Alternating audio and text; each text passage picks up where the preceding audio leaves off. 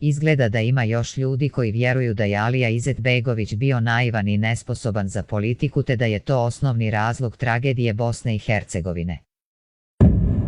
Izetbegović je bio veoma sposoban čovjek, pogotovo za politiku. Ali nažalost on je bio na drugoj strani.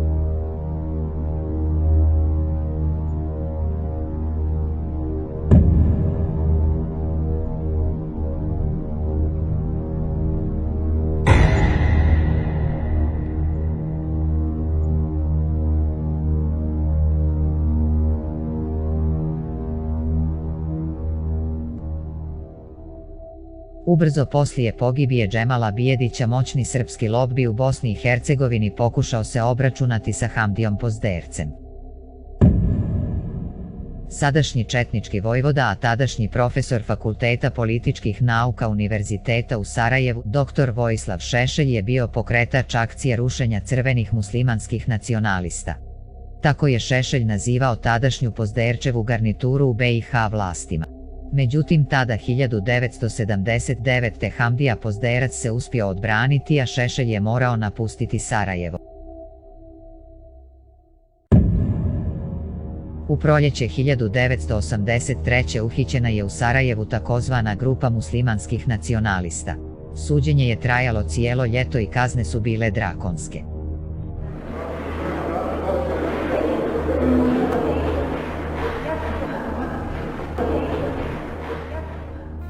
Optuženi Izetbegović Alija na kaznu zatvora u trajanju od 14 godina. Optuženi Behmen Omer na kaznu zatvora u trajanju od 15 godina. Optuženi Čengić Hasan na jedinstvenu kaznu zatvora... Među optuženima su bili Alija Izetbegović, Omer Behmen, Hasan Čengić, Edhem Bičakčić i Džemaludin Latić. Zbunjivala je tada činjenica da su se u osudi tih muslimana najjače angažirali Hamdija Pozderac i Fuad Muhić. To su bili ljudi koji su od Šešelja bili okarakterizirani kao perjanice muslimanskog nacionalizma i koji su očigledno bili bosanski patrioti.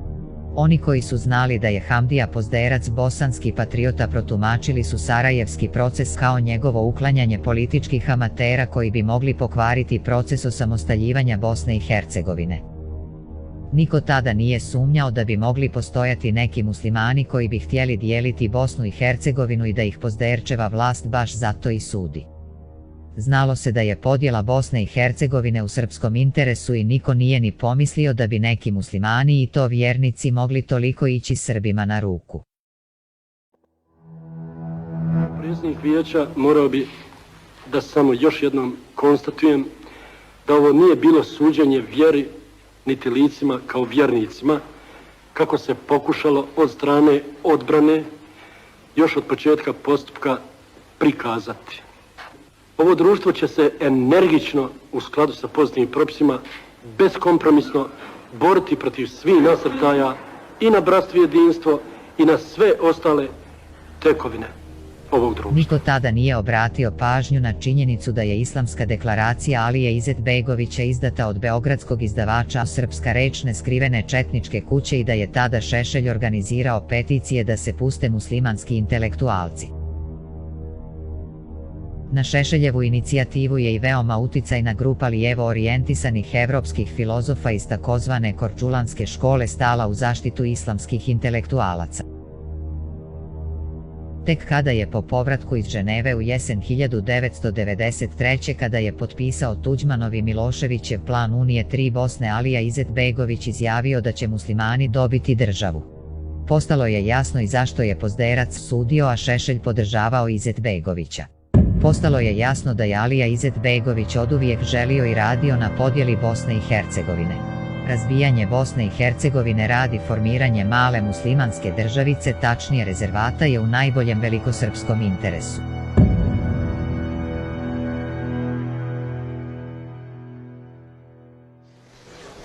Izražavam dobrodošlicu Srpskoj demokratskoj stranci u Bosni i Hercegovini. Da se vratimo sarajevskom procesu iz 1983. U spisima tog suđenja nalaze se nepobitni dokazi da su Izetbegovića sudili borci za samostalnost BiH ili, kako on kaže, oni koji imaju uskogruda i lokalistička gledanja. Evo citata iz završne riječi Alije Izetbegovića od 16. avgusta 1983. na Sarajevskom procesu. Na kraju želim da kažem da nisam učinio nikakvu štetu Jugoslaviji. Tu štetu učinili su oni koji su inicirali ovaj proces. Uskogruda i lokalistička gledanja nanijela su već do sada krupne štete ovoj zemlji. To se dogodilo i u slučaju ovog procesa. Njega su mogli pokrenuti samo ljudi čiji horizonti ne sežu dalje od atara ovog grada. Kada je riječ o Jugoslaviji mogu samo reći da sam je volio kao što se voli svoja zemlja. Volio sam to ime Jugoslavija. Volio sam njen lik na karti.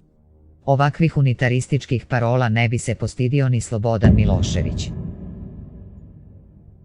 Koliko su Alija Izetbegović i njegova grupa bili značajni u velikosrpskom projektu postaje jasno kada se sagleda koliko su se akademici Srpske akademije nauka i umetnosti trudili oko Izetbegovićeve grupe dok su ovi bili u zatvoru. Navedimo samo dva primjera te brige za muslimanske intelektualce kako ih srpski akademici nazivaju. Primjer 1. U knjizi koju je 1987. izdao Bosanski institut, kasnije Bošnjački institut o Sarajevskom procesu 1983. ali i Izetbegoviću, Džemalu Latiću i ostalima iz njihove grupe na stranicama 271 i 272 nalazi se cijelo pismo peticija kojega su članovi Srpske akademije nauka i umetnosti odnosno SANU uputili predsjedništvima SFRJ i Socijalističke republike Bosne i Hercegovine. Pismo naslovljeno Predstavka se sastoji od 2 stranice teksta u kojem akademici SANU-a traže hitno pomilovanje, oslobađanje iz zatvora svih osuđenih na Sarajevskom procesu 1983. Koliko važnu ulogu u projektu SANU-a je imao Izetbegović i njegova grupa najbolje se vidi iz činjenice da je na prvom sastanku SANU-a poslije usvajanja memoranduma stavljena na dnevni red predstavka kojom se traži puštanje iz zatvora Izetbegovićeve grupe. U predstavci SANU-a iz 1986. godine između ostalog se kaže: ono što je učinjeno Sarajevskim procesom ne može se povući, ali dalje patnje i stradanja Džemala Latića mogu se odmah prekinuti.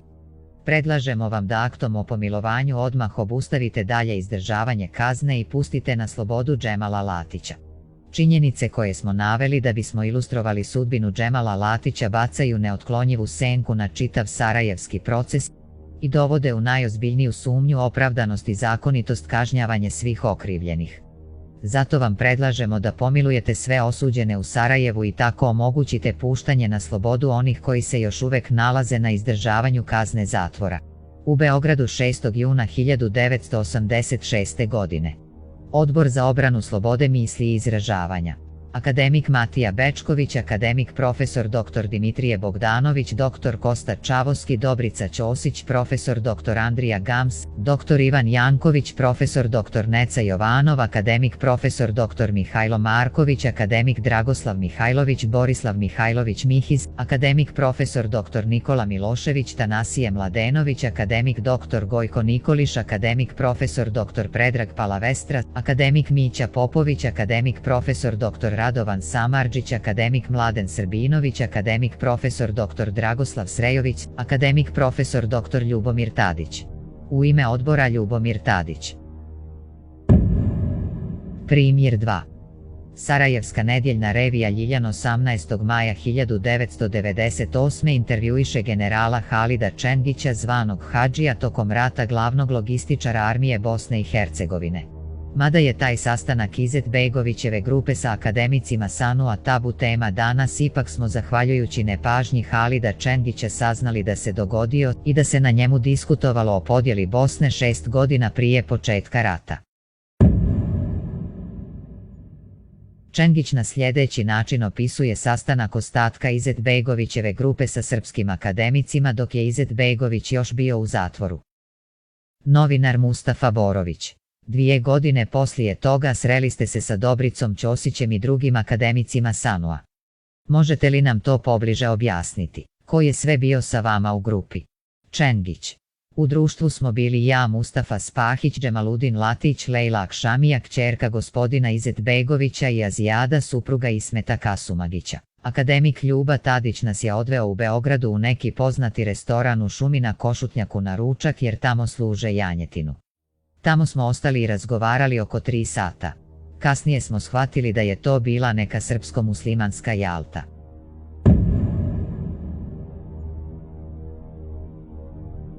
O čemu ste razgovarali? O svemu. Moram istaći da su se naši domaćini dobro potrudili. Napravili su takav raspored za stolom da pojedinačno svaki od nas sjedi i do jednog od akademika da može dobro razgovarati. Ja sam sjedio do doktora Božidara Jakšića i doktora Koste Čavoskog. Do Koste je sjedio akademik Tadić, pa do njega Džemal, pa onda Mustafa, pa akademik Dobrica Ćosić, pa Lejla i Azijada. Srpski akademici su poklonili toliku pažnju Hadžiji Čengiću, Hodži Spahiću, Džemi Latiću, kojemu su srpske novine objavile prve pjesme, da bi ga prikazali kao islamskog intelektualca, te Lejli i Azijadi samo zato što su to ljudi odani Izetbegoviću, njihovoj uzdanici u predstojećim događajima. Uostalom, Hadžija je najbolje objasnio smisao prijateljstva Sanua prema Izetbegoviću i njegovoj grupi, nazivajući taj sastanak srpsko-muslimanska Jalta. Jalta je sinonim za podjelu države. Afera Agrokomerc. Afera Agrokomerc je pokrenuta 1988. kada je ustanovljeno izdavanje velikih iznosa mjenica bez pokrića od strane Agrokomerca iz Velike Kladuše. Činjenica da je direktora Agrokomerca Fikreta Abdića na tu funkciju doveo Hakija Pozderac iskorištena je od protagonista antibirokratske revolucije Bosne i Hercegovine da se ukloni Pozderčeva garnitura iz rukovodstva te republike. Poslije afere Agrokomerc stvari su se odvijale veoma brzo.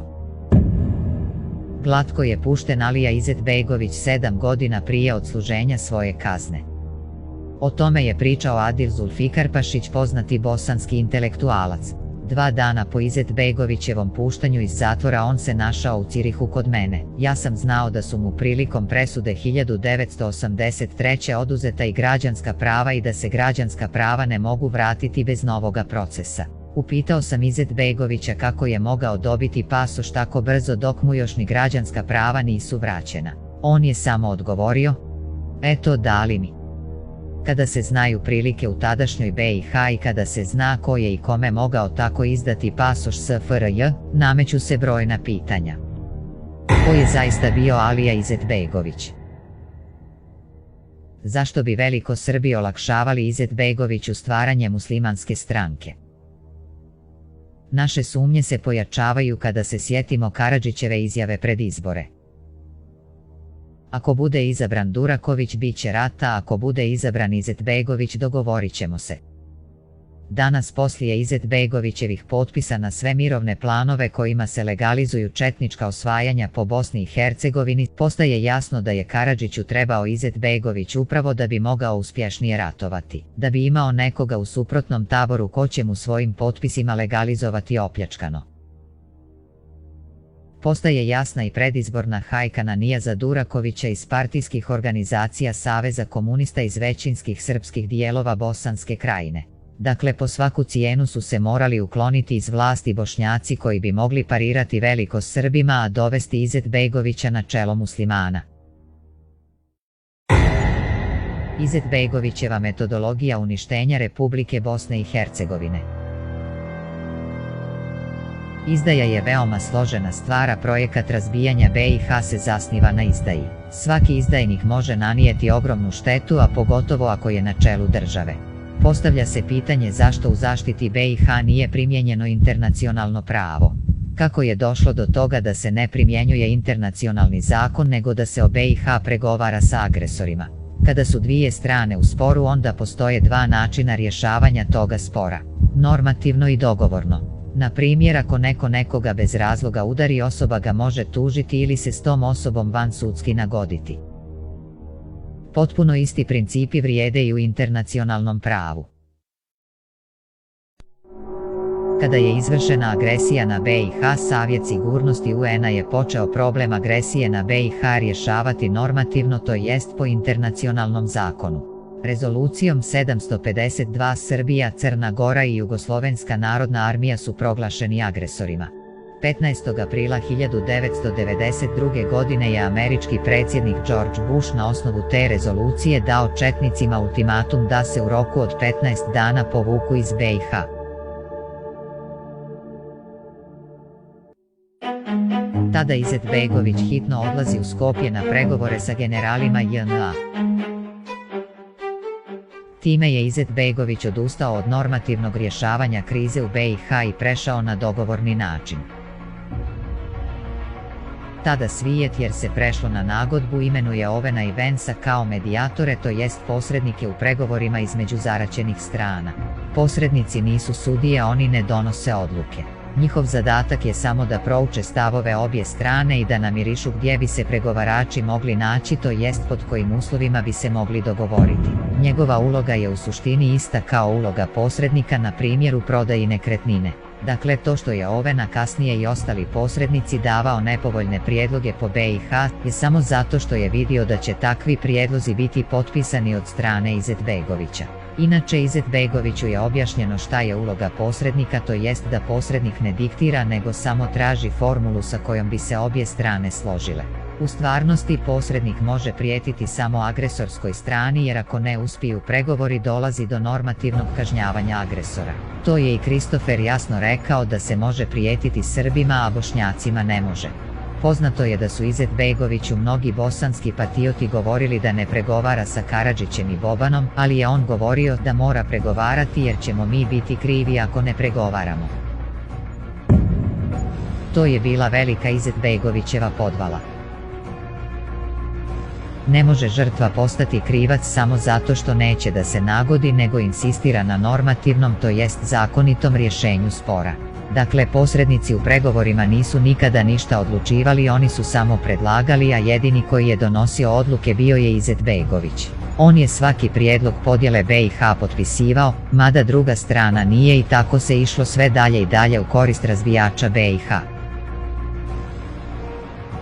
Nažalost, Alija nikada nije odgovarao u Hagu jer je on bio odgovoran jedino narodu Bosne i Hercegovine. Opet, nažalost, bosanski narod nikada nije bio dovoljno politički zreo da ovo shvati i adekvatno reaguje.